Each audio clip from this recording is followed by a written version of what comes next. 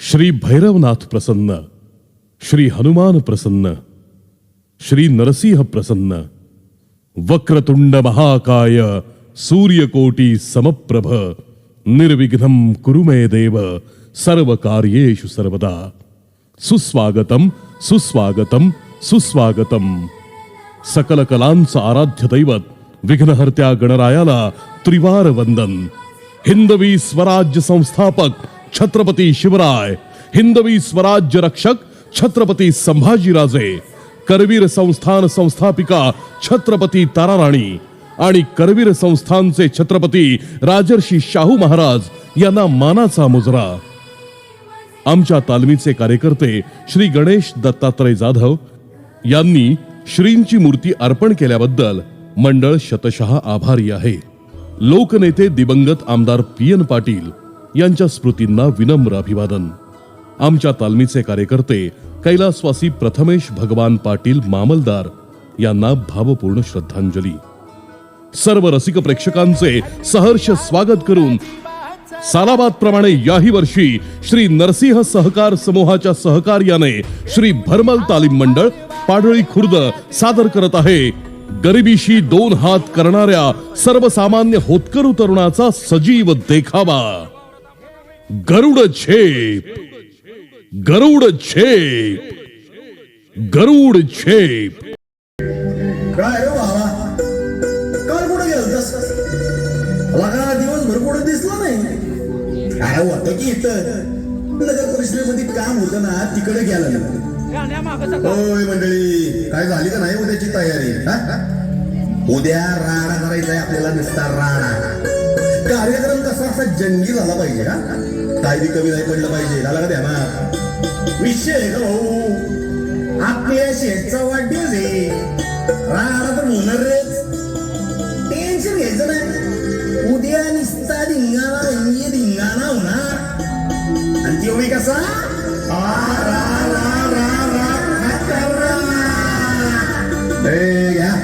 शेठचं नुसतं नाव घेतलं आणि शेठ स्वतः इथं हजर झाले. शेठ या नाही म्हणजे तुम्हाला वाढदिवसाच्या लई म्हणजे लई शुभेच्छा बरं का. औट्रकभर आभाळभर शुभेच्छा तुम्हाला. युवा मंडळी धन्यवाद धन्यवाद, मनापासून धन्यवाद. बोला उद्या कुठं बसायचं? तुम्ही माणसं तिथं बसू, तुम्ही फक्त जागा सांगायची काय. असे उद्या आपल्या चौकात फुल नियोजन केलेलं आहे. तुम्ही नुसतं या आणि बघा उद्या चौकात कसा जाळ धूर सांगत निघतो ते. युवा मंडळी, तुम्ही बोलावलं आणि शेठ आला नाही असं कवा तरी झालंय का? झालंय का? येणार ना. ए राख्या, आमच्या युवा मंडळीच्या उद्याच्या नियोजनाचं काय बी कमी नाही पडलं पाहिजे मला का. त्यासनी काय पाहिजे ते आणि किती पाहिजे ते देऊन टाकायचं झाकत. निघू का मग मी? अजून काम बी आहेत थोडी. चालतंय घे चालतंय घे. चल या बी निघतो मग. अरे काय का तू बी? अरे त्या शेठच्या नादाला कशा पण लागतोस तू? कामधंद्याचं बघल्या का? अरे मर्दावानी मर तू. एवढी झाक पिळदार तब्येत आहे तुझी आणि हे असले रिकामे धंदे करणे पोलिसात भरती होती का? अरे शेठ बीट काय कामाचं नाही गाड्या. झाला गेल्या का तू परत सुरू? अरे गप की जरा. आणि तुला जे कळतंय ते मला कळना होईल. मी काय करतोय ते मला माहित आहे की. आणि तू कशाला शिकवायला लागलाय का? तुला माहित आहे ना त्या शेठची बहीण आवडते आपल्याला. आपल्या का जीव आहे माझा तिच्यावर. त्या का आयुष तसं माहिती. अरे ती खेळवती आहे तुला कळत कसं नाही? तू नुसतं तिच्या मागं पळतो. कधीतरी समजून घे की का? अरे अक्षात तूच समजून घे. अरे तिचा बी माझ्यावर तेवढाच जीव आहे. खरं सांगू का तुला या समध्या गोष्टी आत्ता नाही कळायच्या. जेव्हा कुणावर तरी तुझं प्रेम बसल का नाही तेव्हा तुला हे समज कळत. आला का ध्यानात? बरं बाबा, तू म्हणशील तेच खरं. चला मग आता निघूया का? चल.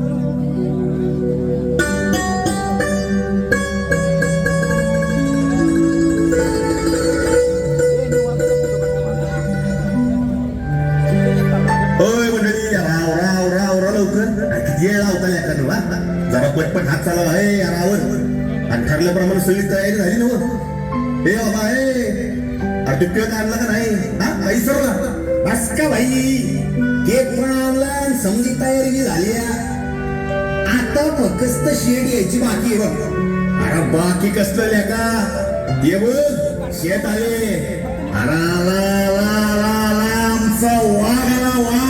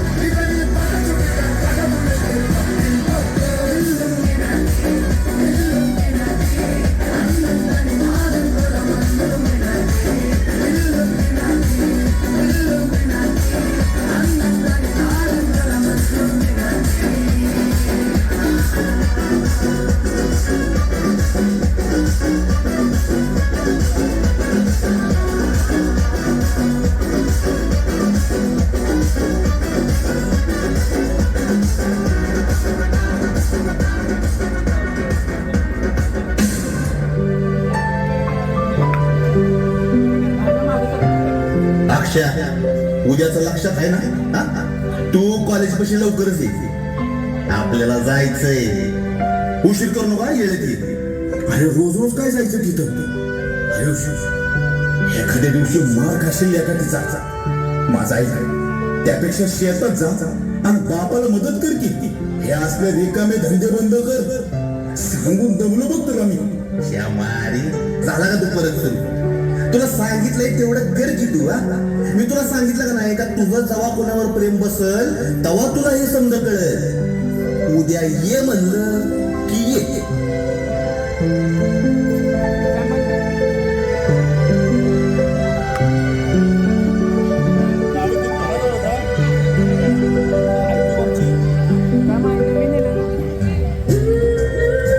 बघितलं का अरे अक्षा, बघितलं का? आपण इथं एवढं ताटकळत उभं राहायचं, वाट बघायची, पण काय काय माणसं आपल्याला भावच देत नाही. आपण इथं एवढा जीव काढीत आलोया आणि हे सगळं. मग कोणी सांगितलं होतं का इतकं उन्हातानाचं जीव काढीत याला? गदगुमान आपलं घरातच बसून राहायचं की. बरं ऐक, मला का नाही तुझ्याशी थोडं बोलायचं होतं. म्हणजे माझी एक इच्छा आहे, तेवढी ऐकली. म्हणजे मला म्हणजे माझं आयुष्य तुला मिळावं असं मला वाटतंय. म्हणजे आणि म्हणजे काय, ह्या दुनियेत तुझ्या इतकं सुखी कोणीच नसावं. म्हणजे त्याला कारण बी तसंच आहे बरं का. कारण? अरे कसलं कारण आहे ते तर कळू दे की. कारण म्हणजे सांगू म्हणजे मला तू लय आवडतीस बघ, जीव आहे माझा तुझ्यावर. अरे लायकी आहे का तुझी? इकडचं थोबाड तिकडं करून ठेवीन तुझं. तुला माहित आहे ना मी कोणाची बहीण आहे ते? अरे मी कुठं तू कुठं, हा सांग की. तुझा माझा जरा तरी मेळ हाय का? जीव हाय म्हण. तिथं यायच्या अगोदर आरशात थोबाड तरी बघितलंय का? थोडं नीट बोललं तर तुला लईच मस्ती आली की. थांब दाखवतेस तुला समधी मस्तीच उतरवते. अरे माझ्या चमलेपाशी उभं राहायची तरी लायकी आहे का रे तुझी? संधी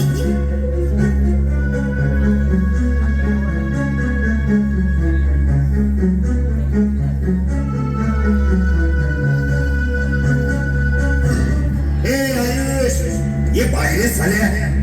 अरे तुला माझा होय युवा मंडळी म्हणून तुला डोक्यावर घेतला तर तू काळच नव्हता लागला कडे. बाहेर घ्या आणि चांगलं तुडवानी परत ना याची गंमत नाही झाली पाहिजे.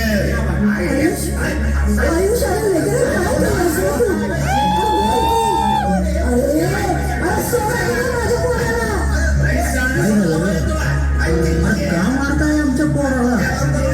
नेमकं काय झाले काहीतरी करू देते आम्हाला. हे अरे थांबा की थांबा. अरे मारू नका त्याला.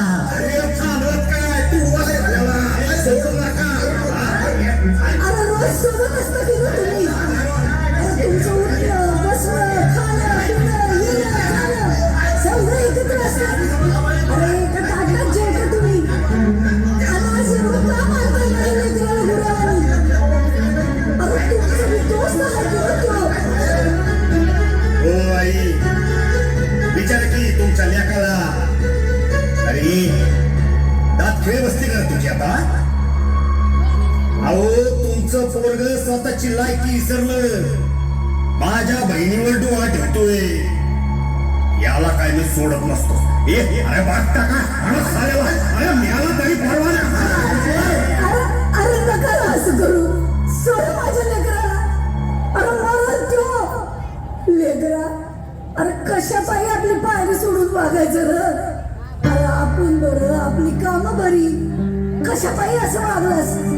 अरे सोडा करा. अरे सोडा ना माझ्या लेकराला. सांग की त्यासनी. अगं काय होते तुला? असं काय करायला लागले तू अचानक? अगं बोलती काहीतरी. आयुष आयुष अरे पोरा बघ तिळं तुझी आई कशी करती या. अरे काहीतरी कर की पोरा. काय होतंय तुला? कुणीतरी डॉक्टर काहीतरी बोल की आहे. अरे हाय का कुणी? माझ्या आईला वाचवा. अरे डॉक्टरला बोलवा ना कुणीतरी. काय बोल की काय?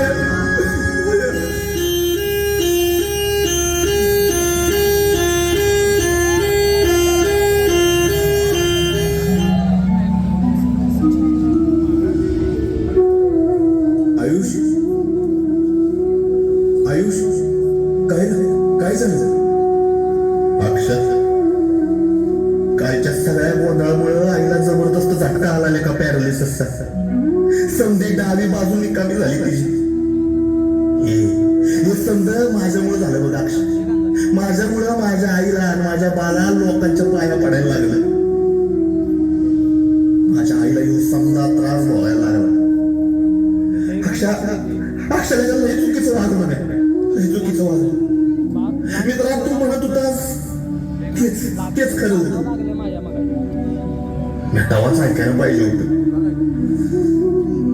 त्या ऐकलं असतं तवाच तर आज माझ्या घरच्या मी समजा भोगायला लागलं नसतं अक्षर. आणि ही येईल आली नसते ना त्यांच्यावर. आयुष्य लेका आता झालं ते झालं बघ. पण आता मनाशी गाड बांध का परत अशी चूक कधी मी करणार नाही म्हणून. मी काय तुझं इतकं शिकलेलो नाही. पण मला इतकं कळतंय का आपला पाय आपण कधी बी कशात गुंतून द्यायचा नाही. होय आयुष्य कुणीतरी म्हणलेलं आहे ना, रंगात रंगुनी साऱ्या रंग माझा येगा, गुंत्यात गुंतुनी साऱ्या पाय माझा मोकळा. झालं गेलं इसरून जात आणि नव्या उमेदीनं पुन्हा उभा राहणार. होय हिंमत हरू नको. मी तुला आधीपासून सांगत आलो तू तुझ्या पोलीस भरतीकडे लक्ष दे. त्याच्यासाठी प्रयत्न कर. जिद्दीनं उभा राहा आणि घे एक उत्तुंग आभाळाला गवसणी घालणारी गरुड छे. अक्षर आयुष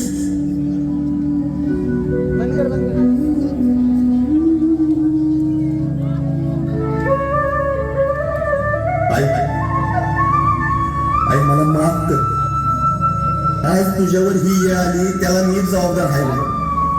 मी जर व्यवस्थित वागला असतो तर हे समजा घडलंच नसतं.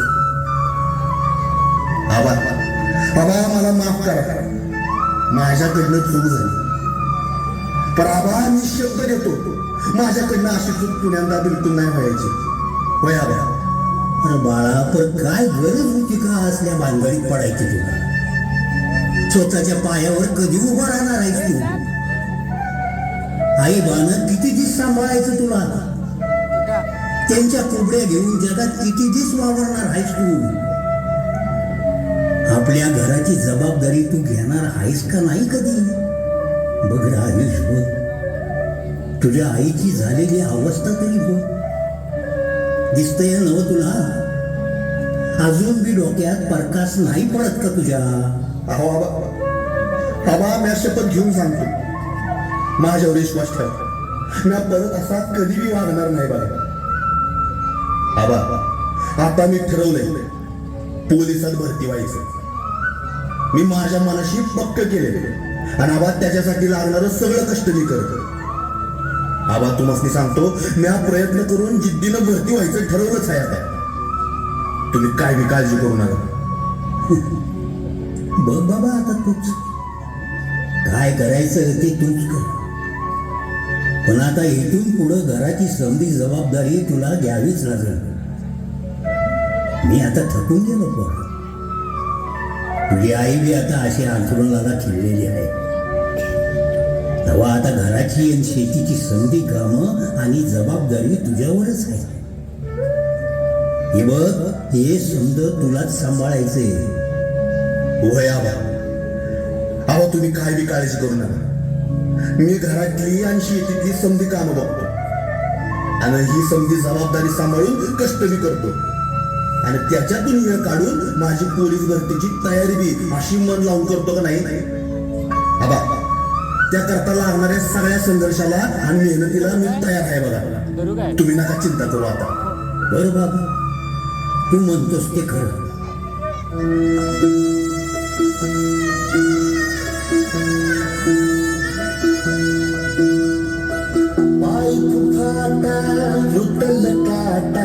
दिसल वाट तुझी झोपून आशा चालत राहतो गाडून टाक भीती. पाय फुफाटा घुटल काटा दिसल वाट तुझी झोपून आशा चालत राहतो गाडून टाक भीती.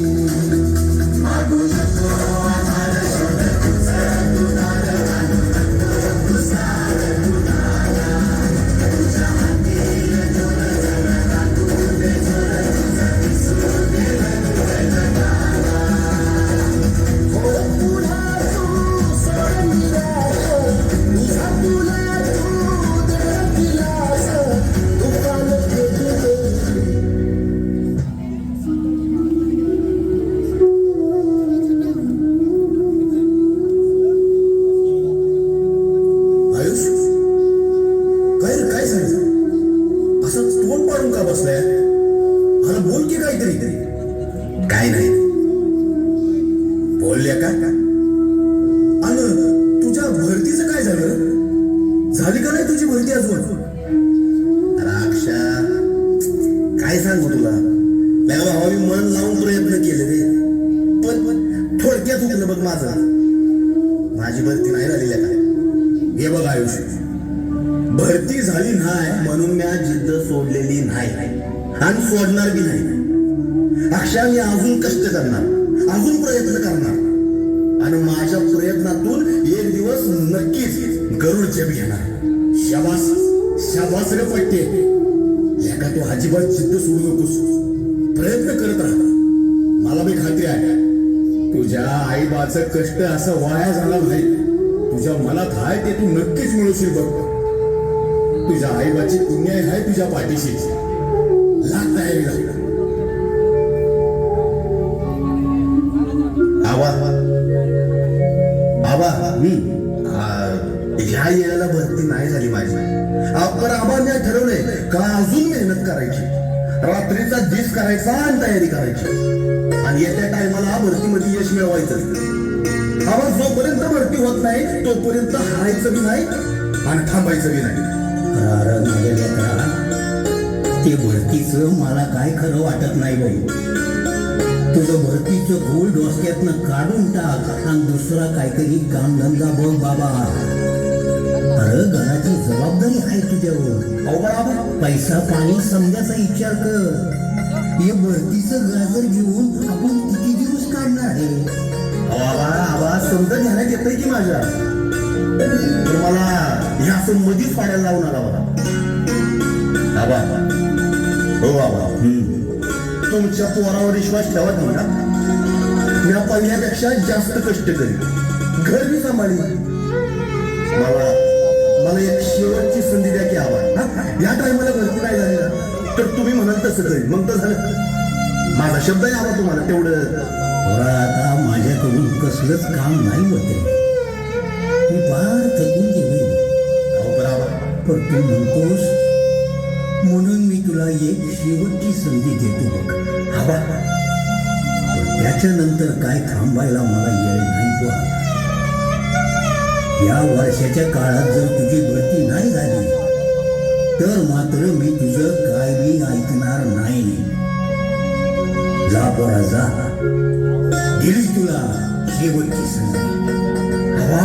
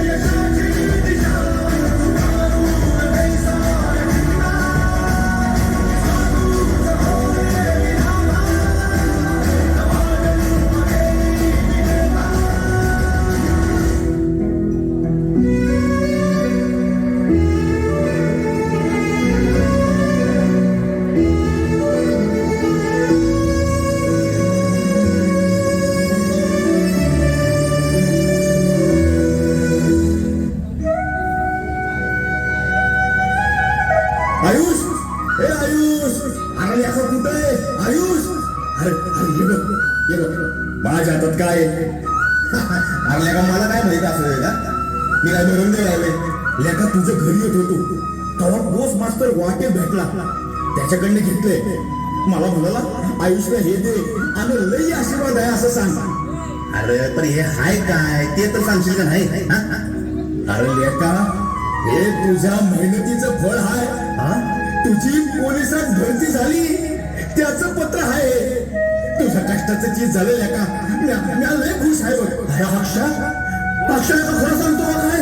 हे यार सांग की हा माझी भरती झाली. हा अक्षा, खरंच माझी भरती झाली. अरे अरे मी का खोटं बोलू? हे पत्र घे आणि तू स्वतःच वाच, म्हणजे कळेल तुला. घे घे वाच, हा बघू. अक्षा, अक्षा, आई आवाजचा आशीर्वाद आणि अंधारात ती वाट डालणाऱ्या तुझ्यासारख्या मित्राची साथ आहे बघ. आणि त्याच्यामुळे हे समजे शक्य झाले गाड्या. तुम्ही समजे होतात म्हणून त्यांनी पुढे आलोय आज. अक्षा, लय खुश झालो बघ मी.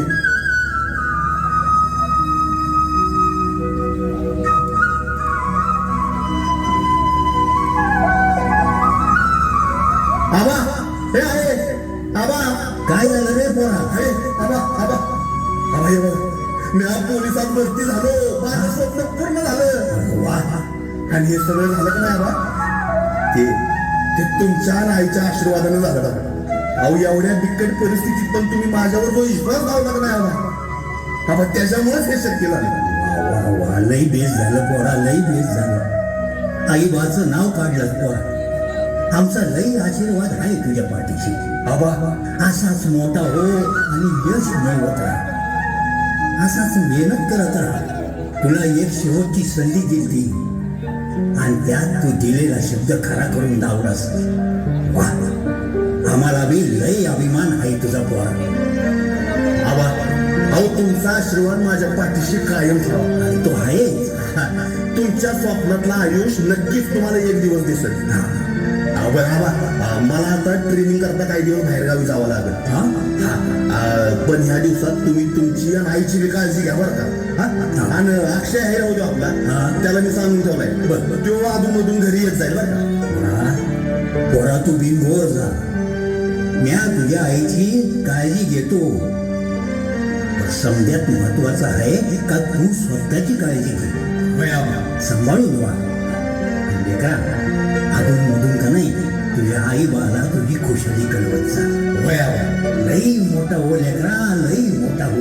आबा आशीर्वाद द्या मला.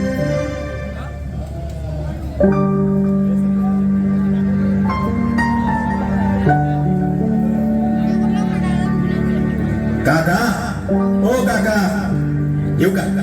येते. काय म्हणताय? तुमची आणि आईची तब्येत कशी आहे? आम्ही हाय ठीकठाक.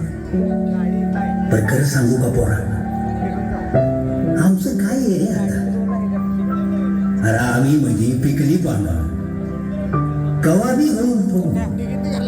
काय बी सांगता येत नाही. बर, तू कसा आहेस? घरातली समजी बरी आहेत नव? या बरं आहे आणि समजा व्यवस्थित आहे. आणि तुम्ही कसं असं बोलताय काका? आयुष्यात भरती झालाय आता. अहो आता तर तुम्हा दोघांना बी चांगलं तेच बघायला मिळणार आहे. हे असलं काय बी बोलत जाऊ नका. पोरा, लई दिस झालं आयुषची काय खबर बात नाही बघ. तुझं काय झालं का र बोलणं त्याच्याशी इतक्या? हेच सांगायला आलो होतो. हा हा, काल त्याचा फोन आला होता. बर. काका त्याला बी तुमची लई आठवण येते असं म्हणाला. मला केव्हा बी फोन केला ना का पहिल्यांदा तुमच्या दोघांची खुशाली विचारत असतो तो. तुमच्या तब्येतीची विचारणा करतो. तुमच्या बिगर त्याला बी चैन पडत नाही बघा. आणि आता तुम्हाला एक खुशीची खबर सांगू का? अरे सांग की लेकरा, सांग लवकर सांग. त्याचं ट्रेनिंग आता संपायच्याच मार्गावर आहे काका. काल आयुष सांगत होता हा, लवकर ट्रेनिंग संपल. बर. आणि ते संपलं की आयुष लगेच परत येणार आहे बघा. तुम्हाला भेटायच्या विचारलं तो बी लई खुश होता बघा.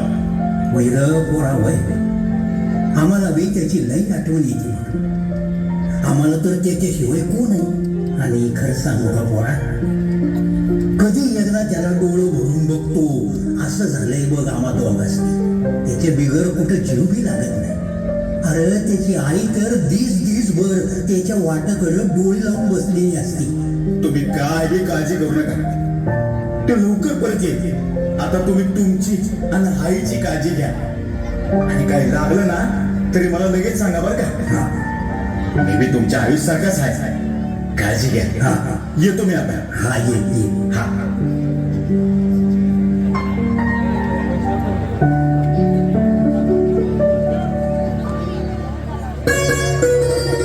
काका, हो काका, अहो बाहेर या. अहो लवकर बाहेर या. आले का? अहो या की काका. अरे आलो. काय रे बाळा, काय झालं? इतक्या गडबडीत आलाय की? हा, काय झालं तरी काय सांग की. अहो एकटे झालाय वय. मावशीला बी आणायचं होतं. चला माझ्या संग, मावशीला बी बाहेर घेऊन येऊ. या.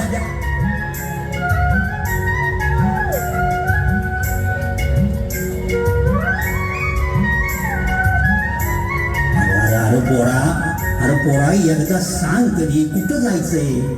अहो तुम्ही फक्त माझ्या संगत चला, समजा येईल तुमच्या ध्यानात.